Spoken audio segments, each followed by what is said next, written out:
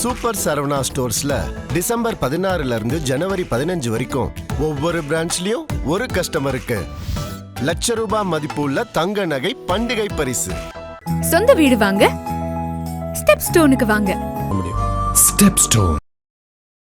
இதுவரையில் அனைத்து சமுதாயத்தை சார்ந்த நீதியரசர்களும் சுப்ரீம் கோர்ட் உச்ச நீதிமன்றத்திற்கு எலிவேட் ஆகி போய் கொண்டிருக்கிறார்கள். குறிப்பாக 1.5 கோடிக்கு மேல் மக்கள் தொகையை கொண்ட தெலுங்கு சமுதாயத்தில் ஒருவர் கூட இதுவரைக்கும் தேர்ந்தெடுக்கப்படவில்லை. யாருக்கு தகுதி இருக்கிறதோ, தகுதியான நபர்கள் இருக்கும் பட்சத்தில் அவர்களை கண்டறிந்து அரசுக்கு மேலே மத்திய அரசுக்கு பரிந்துரை செய்ய வேண்டும்.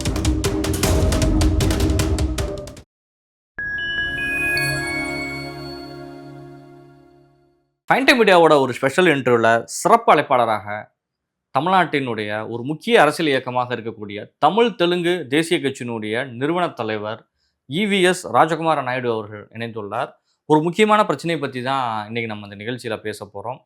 தமிழ்நாட்டில் குறிப்பாக உயர்நீதிமன்றத்திற்கான வழக்கறிஞர்கள் நியமனத்தில் நடக்கக்கூடிய ஒரு பிரச்சனைகள் குறித்து ஒரு நேர்காணலாக இது அமைந்துள்ளது. வாருங்கள் நிகழ்ச்சிகள் சொல்லலாம். வணக்கம் சார். சார், இப்போ சமீபத்தில் நீங்கள் ஒரு நாட்டினுடைய குடியரசுத் தலைவருக்கும் பிரதமருக்கும் கொலிஜியத்திற்கும் சட்டத்துறை அமைச்சருக்கும் ஒரு அறிக்கை வாயிலாக ஒரு விஷயத்தை நீங்கள் வெளிப்படுத்தியிருக்கீங்க. அது ஒரு உயர்நீதிமன்றம் சார்ந்த நீதிபதிகள் நியமனம் சார்ந்த ஒரு விஷயமாக அது அமைஞ்சிருக்குது. ஒரு சில வீடியோஸ் கூட நாங்கள் பார்த்தோம். நீங்கள் உங்களோட ஸ்பீச் கூட வெளியில் வந்திருக்குது சார். ஆக்சுவலாக என்ன நடந்துட்டு இருக்குது, எந்த விஷயத்தை நீங்கள் பேஸ் பண்ணி ஒரு கடிதம் அனுப்ப வேண்டிய ஒரு சூழ்நிலை வந்தது? ஆக்சுவலாக தமிழ்நாட்டில் மாண்புமிகு சென்னை உயர்நீதிமன்றத்தினுடைய மதுரை கிளையில் கடந்த 21 ஆண்டுகளாக நீதிப்பணிகள் நீதி பரிபாலனை நடந்து வருகிறது. இதுவரையில் அனைத்து சமுதாயத்தை சார்ந்த நீதியரசர்களும் சுப்ரீம் கோர்ட் உச்ச நீதிமன்றத்திற்கு எலிவேட் ஆகி போய் கொண்டிருக்கிறார்கள். குறிப்பாக 1.5 கோடிக்கு மேல் மக்கள் தொகையை கொண்ட தெலுங்கு சமுதாயத்தில் ஒருவர் கூட இதுவரைக்கும் தேர்ந்தெடுக்கப்படவில்லை. ஒருவர் கூட தேர்ந்தெடுக்கப்படவில்லை என்பதுதான் வருத்தத்திற்குரிய செய்தி. தமிழகம் சமூக நீதி காக்கும் மாநிலம், சமூக நீதியை பின்பற்றுகிற மாநிலம். இப்படி உள்ள ஒரு மாநிலத்திலிருந்து பெருவாரியாக த செகண்ட் லார்ஜஸ்ட் கம்யூனிட்டி என்று சொல்லப்படுகின்ற தெலுங்கை தாய்மொழியாக கொண்ட இந்த குடும்பத்திலிருந்து ஒருவர் கூட கடந்த 21 ஆண்டுகளில் உச்ச நீதிமன்ற நீதியரசர்கள் பணிக்கு தேர்ந்தெடுக்கப்படாதது எங்களுக்கு ஒரு வருத்தத்திற்குரிய செய்தி. இதில் அரசியல் தலையீடுகள் இருக்கக்கூடாது என்பதுதான் எங்களது எண்ணம். ஆனால் 21 ஆண்டுகளாக ஒரு சமுதாயத்தினுடைய பின்னணியிலிருந்து வரக்கூடிய ஒருவர் நீதிமன்றத்தில் நியமிக்கப்படாமல் இருப்பது அது ஒரு வருத்தத்திற்குரிய செய்தியாக பார்க்கிறேன்.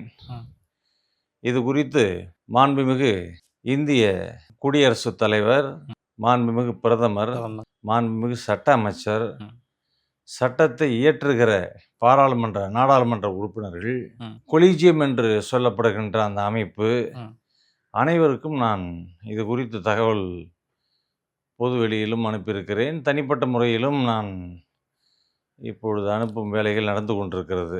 யாருக்கு தகுதி இருக்கிறதோ, தகுதியான நபர்கள் இருக்கும் பட்சத்தில் அவர்களை கண்டறிந்து அரசுக்கு மேலே மத்திய அரசுக்கு பரிந்துரை செய்ய வேண்டும். கண்டிப்பா, நிச்சயமா இதை கணக்கில் எடுத்துக்கொள்ள வேண்டும் என்பதுதான் எங்களது ஒரே எண்ணம். நிச்சயமா சார். குறிப்பிட்ட இன்னாருக்கு தான் கொடுக்க வேண்டும் என்று நாங்கள் எந்த விதமான கோரிக்கைகளை முன்வைக்கவில்லை. நியாயமான விஷயங்களை நிறைவேற்றுங்கன்னு சொல்றீங்க. சமுதாயத்தினுடைய பிரதிநிதியாக நாடாளுமன்றத்திலே, சட்டமன்றத்திலே, உயர் நீதிமன்றத்திலே, உச்ச நீதிமன்றத்திலே வந்து அமர்வதுதான் ஒரு சமுதாயத்திற்கு அழகாக இருக்க முடியும்.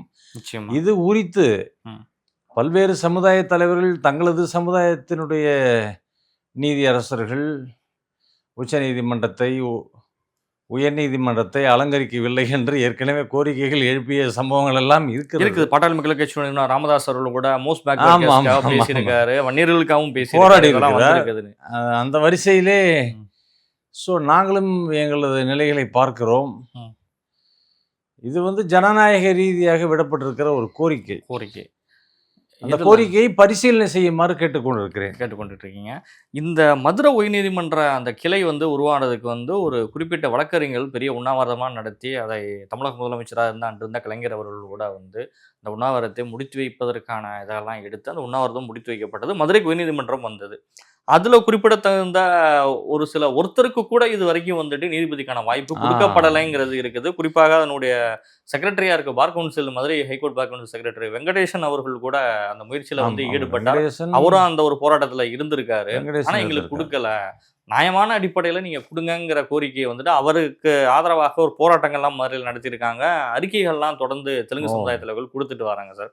ஒரு முக்கியமான தலைவராக இருக்கக்கூடிய நீங்களும் அந்த கோரிக்கை வந்துட்டு முன் வச்சிருக்கீங்க. அது என் கவனத்தை ஈர்த்ததன் காரணமாக நான் இந்த விஷயத்தை கையில் எடுத்திருக்கிறேன். தகுதியான ஒரு வழக்கறிஞர் இருக்கும் பட்சத்தில் ஏன் பரிசீலனை செய்யக்கூடாது?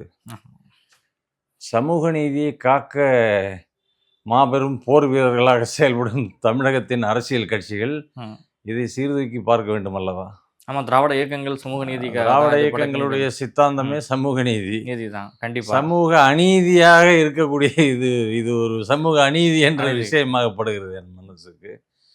அதனால இதை பரிசீலனை செய்ய வேண்டும் என்று மாண்புமிகு தமிழக முதல்வரையும் நான் கேட்கிறேன். முதலமைச்சரை நான் கேட்க கோரிக்கைகளை நாம் வைக்கிறோம். முடிவெடுக்கும் அதிகாரத்தில் உள்ளவர்கள் அதை பரிசீலனை செய்ய வேண்டும். கண்டிப்பா ஒரு நியாயமான ஒரு கோரிக்கையா தான் வந்துட்டு ஒரு மக்களுக்காக தகுதியான வழக்கறிஞர்களை இருக்கும் பட்சத்தில், அவர் தகுதியானவராக இருக்கும் பட்சத்தில் அவர்களுக்கு கண்டிப்பா அந்த உரிமையை கொடுக்கணும் அப்படிங்கிற. நாம் அதில் அத்துமீறி குறுக்கிடுவது என்பதாகாது. ஒரு சமுதாயம் புறக்கணிக்கப்படக்கூடாது அப்படிங்கிறது அது சமூக நீதி அல்ல.